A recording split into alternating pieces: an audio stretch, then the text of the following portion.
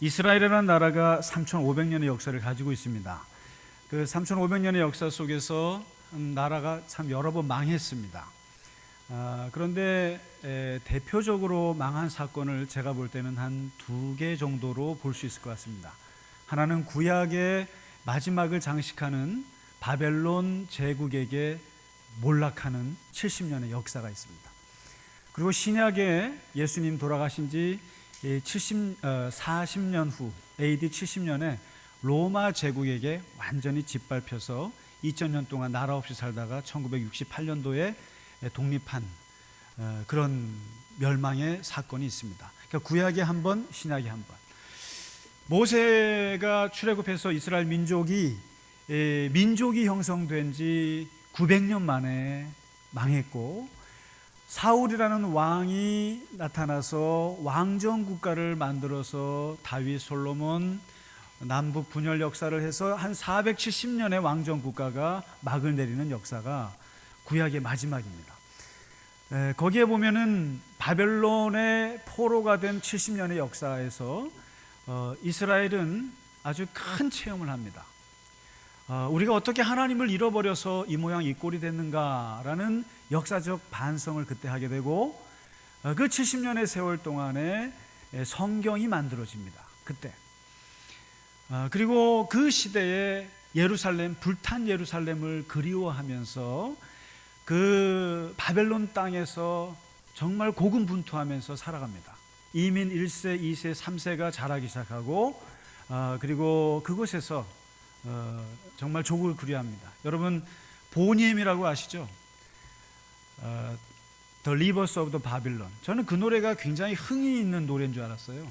근데 그 노래의 내용은 아주 슬픈 노래입니다. 우리가 바벨론으로 끌려와서 하나님을 노래하고 싶어도 노래하지 못하는 이 처지, 시온산을 그리워하며 노래를 부르는구나. 시편 137편의 말씀이 그 노래입니다.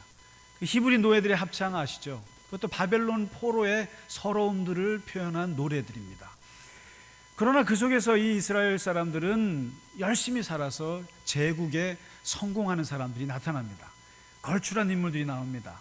다니엘 같은 총리가 나오고, 에스더 같은 왕비가 나오고, 그리고 에스라 같은 영적인 지도자가 나오고, 그리고 오늘 읽으신 본문에 느헤미야와 같은 페르시아 제국의 왕의 측근 중에 측근의 자리에까지 오르는 대단한 인물들이 배출이 됩니다. 역사는 흐르고 흘러서 이제 바벨론 제국도 끝나고 페르시아 제국이 들어서면서 모든 포로들을 다 고국으로 돌려보냅니다. 너네 고향으로 돌아가서 예배도 드리고 성전도 짓고, 그렇게 해서 돌려보냅니다. 3차례에 걸쳐서 보내는데 이 3차례의 과정이 영적 회복의 과정이라는 것을 느낄 수가 있습니다. 이스라엘이라는 나라는 영적인 공동체거든요. 이스라엘은 신앙 공동체입니다. 거기에 이제 3차례에 걸쳐서 돌아오는데 1차에 돌아올 때 스룹바벨이라는 사람이 성전을 재건합니다. 20년 동안 지어서 무너진 솔로몬의 성전을 다시 회복합니다. 그 다음에 78년 후에 에스라라고 하는 영적인 지도자가 와서 거기서 토라를 줍니다. 말씀을 회복운동합니다. 기도운동을 펼칩니다. 그리고 14년 후에 오늘 느헤미야가 돌아와서 성벽을 쌓습니다.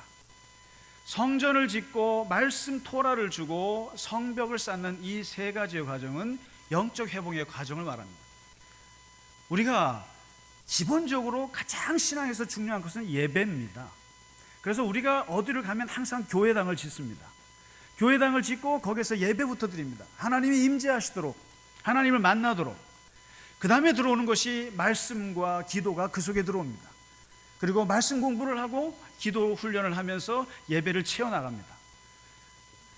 그런데 느헤미야가 보니까, 이 느헤미야가 어떤 사람이냐면 술 맡은 관원입니다. 여러분 보시기에 바텐더 우습게 보실지 몰라도 왕의 측근 중에 측근이고, 왕이 먹는 음식을 먼저 먹는 사람이고, 왕이 만날 사람을 미리 만나서 검열하는 사람이에요. 그러니까 재상보다도 높은 위치입니다. 엄청나게 성공한 사람인데, 이 사람은 이민 3세예요. 할아버지 나라에 예루살렘 성전이 타고 뭐가 관심이 없어도 됩니다.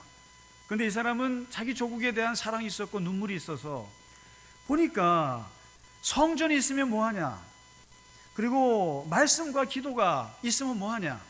사람들은 유린당하고 여자들은 능욕을 당하고 그리고 온갖 도난질을 당하고 그리고 온갖 맹수들이 들어와서 예루살렘 성을 다 망가뜨리는데 사회적인 안전망이 없고 질서가 없고 아무런 안전 질서가 없는 상황인데 성전을 지으면 뭐하며 거기에 말씀과 토라를 가르치면 뭐하겠습니까? 예배 드리고 다음날 죽는데요. 기도 드리고 나면 다음에 살해당하는데 이러한 불안한 예루살렘 도시, 예루살렘 성을 보면서 느헤미야가 결심을 합니다. 황제에게 휴가를 받습니다. 무려 12년이나 휴가를 받습니다. 참 좋은 시대예요. 12년 동안 휴가를 냈습니다. 휴가를 내고 고국으로 돌아와요. 돌아와서 성벽 쌓기 프로젝트를 시작합니다. 여러분, 징기스칸이 말했습니다. 성벽을 짓는 자 망하고 이동하는 자 살아나리라. 이게 몽골 제국의 비결입니다. 모든 제국은 성벽을 쌓으면 안 됩니다. 큰 제국들은 성벽을 쌓아서 항상 망했습니다. 진나라 진황제는 만리장성 쌓고 20년 만에 망했고, 로마 제국이 성공했던 이유는 길을 닦았기 때문이었습니다. 비아 에그나시아라고 그랬어요. 8만 킬로에 19개의 로마 가도를 만들었을 때 번영했습니다. 그런데 로마가 망할 때는 그들도 성벽을 쌓았습니다. 다시 말해서 큰 나라는 성벽을 쌓으면 안 됩니다.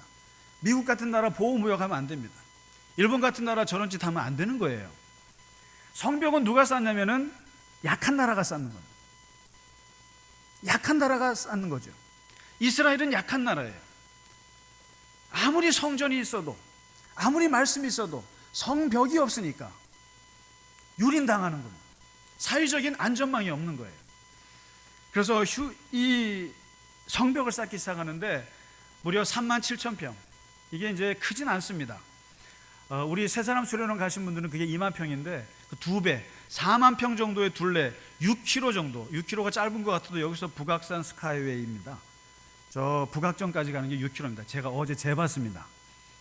6km의 거리가.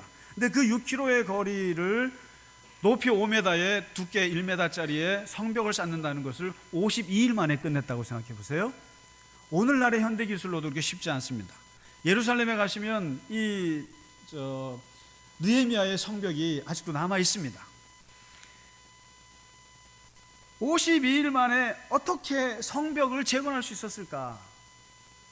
그러면 쉬웠을까? 그런데요, 성벽을 쌓는데 그 들인 노력만큼이나 방해가 심했습니다. 생각해 보세요. 100년 동안 방치된 땅이에요. 우리가 집을 비워놓으면 3일을 비워도 거미줄이 낍니다. 100년이 방치된 예루살렘은 주인이 없어요. 사마리아와 온갖 주변의 5 족속들이 이게 내 땅이냐 하고 말뚝박고 있습니다. 거기서 그 사람들이 그 기득권을 내놓겠습니까? 외부의 방해가 이제 시작이 되는데 첫째, 비웃습니다. 야, 여우가 올라가도 무너지겠다. 하루 만에 어떻게 성벽을 짓냐? 그리고 너네가 얼마나 미약한 존재냐? 유다 사람들 얼마나 약하냐? 그거 비웃습니다. 그런데 느헤미야가 꿈쩍하지 않고 진행을 하니까 이번에는 모함에 들어갑니다. 없는 말을 만들어서 공격을 해요. 제가 성벽을 쌓는 이유는 이스라엘의 왕이 되려고 그런다. 그리고 이스라엘의 왕이 왜 되려고 그러냐? 페르시아 제국에게 반란을 일으키려고 그런다. 독립하려고 그런다 하고는 저 페르시아까지 가서 외교전을 펼칩니다. 이 5개 족속들이. 여러분, 모함 당해 보셨습니까? 없는 말을 만들어서 공격했을 때 당하는 사람들의 고통이 얼마나 억울하겠어요. 내가 이 나라를 구하려고 왔는데 나보고 왕이 돼서 반역을 저지른다고 외교전을 펼치는데 느헤미야가 얼마나 힘들겠습니까? 그것까지는 괜찮은데 그 다음에는 10번에 걸쳐서 전쟁 선포를 합니다. 너희들 다 죽여버리겠다. 끊임없이 전쟁 협박을 합니다. 협박을 합니다. 그것도 말이 안 되니까 4차례에 걸쳐서 암살 시도를 해요. 느헤미야를 죽이려고 암살 시도를 합니다. 외부의 방해와 외부의 협박과 외부의 엄청난 공작들을 당해내가면서 그것만 있으면 괜찮은데 내부적으로 또 부패한 거예요. 우리들끼리. 보니까 글쎄요, 중간 관리자들, 귀족들이 얼마나 부패했냐면 가난한 백성들에게 돈을 구워주고 고금리로 저당을 잡는 거예요. 그래서 돈을 못 갚으면은 노예로 팔고 죽이고 그런 거예요. 느헤미야가 분노했습니다. 우리가 지금 형제 한 사람이라도 찾기 바쁜 이때에 어떻게 형제들에게 그렇게 고금리로 그렇게 해서 사람들을 착취할 수 있느냐. 그래서 본인은 12년 동안 월급을 받지 않고 이 일을 추진합니다. 외부 5개 족속의 끊임없는 협박과 내부의 부패에 직면해서 현장에서 어떻게 일을 하는가를 오늘 읽으신 말씀에서 볼 수 있습니다. 한번 잘 보시면 반복되는 구절들이 나옵니다. 이게 뭐냐면 절반은 한 손에는 이런 말이 자꾸 나옵니다.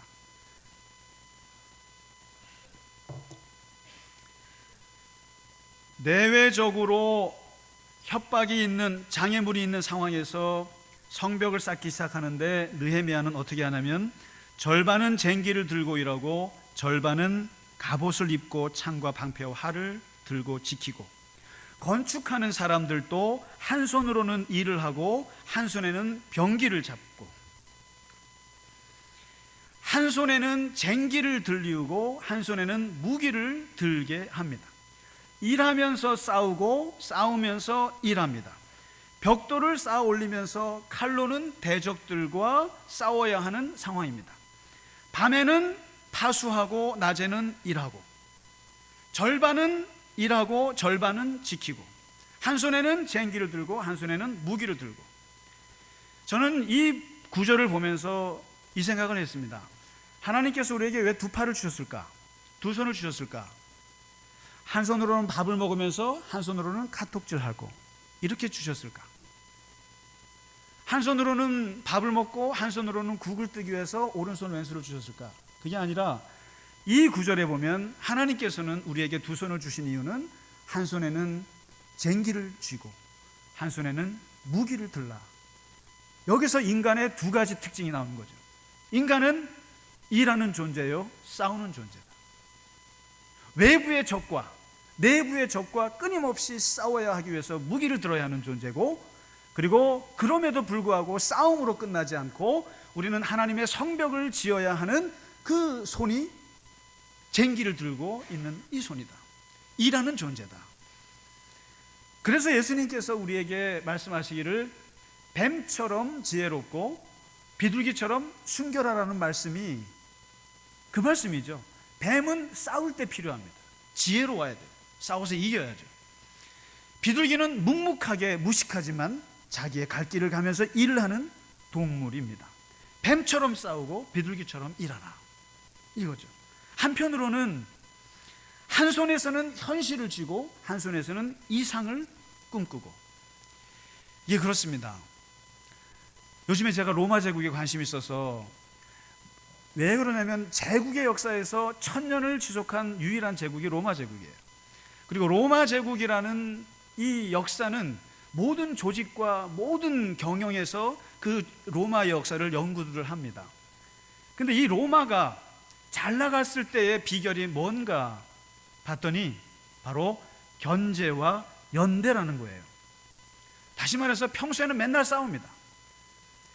원로원과 황제와 시민들이 같이 싸웁니다. 서로 권력을 줄이기 위해서, 더 갖기 위해서 서로 견제하고 서로가 싸웁니다. 그러다가 전쟁이 나거나 재난이 터지면 연대합니다. 하나가 되어서 독재자를 세웁니다. 그 독재자에게 모든 정권을 줍니다. 그리고 끝나면 또 싸웁니다. 우리 국회 많이 싸우잖아요. 맨날 싸우다가 일본이 착 나타나니까 안 싸우지 않습니까? 건강한 조직은 평소에 싸우다가 일이 있으면 똘똘 뭉치는 게 건강한 조직이고, 병든 조직은 맨날 싸움만 하는 것이 병든 조직입니다. 오늘 느헤미야가 보여주고 있는 한 손에는 무기를, 한 손에는 쟁기를, 이 말은 하나님의 공동체는 투쟁하는 공동체이자 일하는 공동체라는 뜻입니다. 하나님의 교회는 외부의 세력과 세상의 가치와 끊임없이 부딪혀 싸워야 하는 투쟁하는 공동체입니다. 때로는 내부적으로 의견 갈등으로, 가치의 갈등으로 싸울 수 있습니다. 얼마든지 싸울 수 있습니다. 그러나 잊지 말아야 할 것은 하나님께서 한 손에는 쟁기를 주셨다는 것이죠. 쟁기는 뭡니까? 하나님의 성벽을 지으라는 쟁기입니다. 싸우다가도 우리가 잊지 말아야 될 것은 하나님의 예배의 성벽, 말씀의 성벽, 그리고 하나님께서 하나님 나라의 성벽, 죽은 자가 살아나고 아픈 자가 회복이 되고 얽매인 자가 자유케 되고 하나님의 공의가 물처럼 흐르게 되는 예수님께서 꿈꿨던 그 하나님의 나라에 대한 성벽은 쌓아야 한다는 것입니다. 저는요, 굉장히 걱정이 많은 사람입니다. 무엇을 먹을까, 무엇을 입을까 굉장히 걱정합니다. 아침에 김밥을 먹을까, 빵을 먹을까, 그리고 몸이 조금 아프면 암이 아닌가 걱정합니다. 이러다 죽는 거 아닌가 걱정할 때가 많습니다. 그리고 생활비 떨어지면 걱정합니다. 노후 걱정합니다. 정말 하루도 걱정하지 않는 날이 없습니다. 그러나 저는 목사이기 전에 크리스찬으로서 예수를 알았습니다. 복음서를 30번 이상을 읽었습니다. 성경을 많이 읽었습니다. 성경을 읽고 복음서를 읽고 분명하게 제가 바뀐 것은 저는 이상주의자로 바뀌었습니다. 하나님의 성경을 읽고 특히 예수 그리스도의 복음서를 읽고 이상주의자가 되지 않는 사람은 그건 잘못된 겁니다. 하나님의 나라에 대한 이상이 생기지 않을 수가 없습니다. 다시 말해서 우리는 하루하루 먹고 사는데 근심하고 걱정하는 존재이지만, 그러나 동시에 하나님 나라에 대한 성벽을 쌓고자 하는 그 이상이 우리에게는 있습니다. 오늘 느헤미야는 분명히 말합니다. 끊임없이 싸워야 되지만 동시에 성벽을 쌓는데 이 양 가지를 다 쓰고 있다고 하는 것이죠. 저는 우리 교회가 많이 싸울 수 있다고 생각합니다. 충분히 싸울 수 있습니다. 그러나 잊지 말아야 될 것은 오늘 김정환 선교사님께서 보여주셨던 것처럼 선교의 성벽, 복음 전파의 성벽, 예배의 성벽, 말씀의 성벽, 기도의 성벽은 쌓아야 되지 않겠습니까? 싸우다가 다 보기 싫어서 예배 안 나와, 말씀 안 공부 안 해, 기도회 안 나와요. 그는 망하는 조직입니다. 그건 망하는 교회예요. 싸울 때는 싸우더라도 예배 자리는 지켜야 합니다. 말씀은 들어야 되는 거죠. 기도해야 합니다.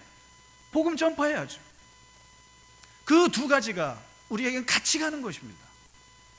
오늘 하나님의 성벽을 쌓았던 느헤미야의 마지막 고백이 바로 이겁니다. 하나님의 선한 손이 우리를 도우시리라. 하나님의 선한 손이 우리를 도우시리라. 하늘의 하나님이 우리를 형통케 하시리라. 그리고 울지 마라, 근심하지 말라. 여호와로 기뻐하는 것이 너희의 힘이니라.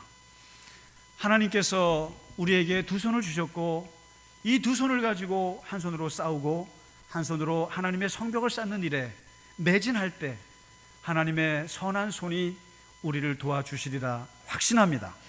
우리 교회를 지켜주시리라 확실히 믿습니다. 그리고 이 나라와 민족 위에도 하나님의 선한 손이 우리를 형통케 하시리라 믿습니다. 우리 다 함께 찬양하고 마치겠습니다. 352장입니다.